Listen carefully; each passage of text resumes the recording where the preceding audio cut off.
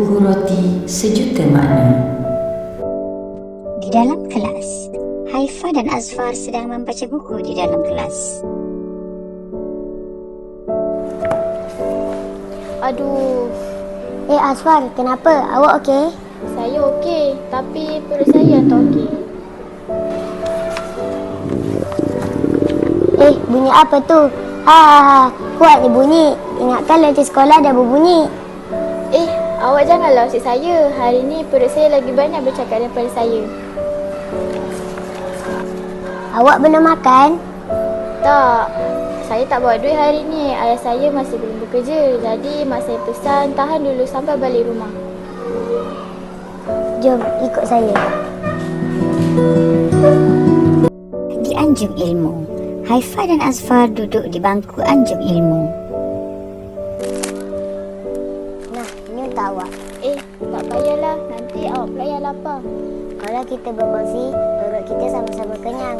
Kalau awak seorang saja lapar, saya pun rasa sedih. Jadi, ambil roti ni. Terima kasih. Saya betul-betul tak sangka.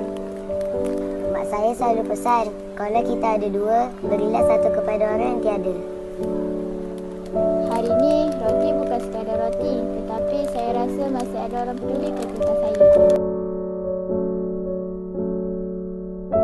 Di sudut bacaan, Haifa sedang membaca buku di sudut laman ceria. Kemudian Azfar datang menghampiri. Haifa, terima kasih sebab tolong saya tadi. Suatu hari jika saya mampu, saya janji saya akan tolong orang lain juga. Itulah yang paling indah. Kebaikan tak berhenti pada seseorang. Ia akan bergerak dari satu hati ke satu hati.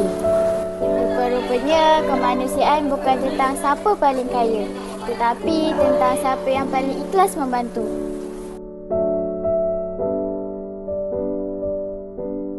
Kalau hari ini awak nampak kawan awak dalam keadaan yang sangat susah, jangan buat tak tahu. Tak semestinya kita perlu memberi sesuatu yang mahal. Kadang-kadang sebuku roti, sekotak susu atau sekadar bertanya, "Awak okey?" sudah cukup membuat seseorang rasa dihargai.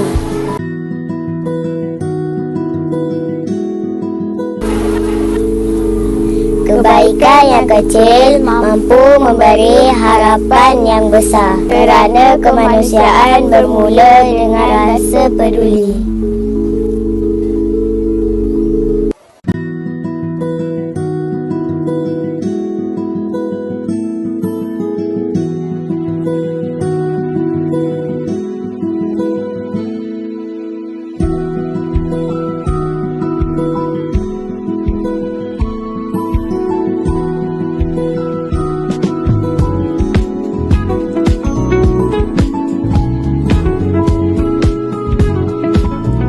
Got me jumping like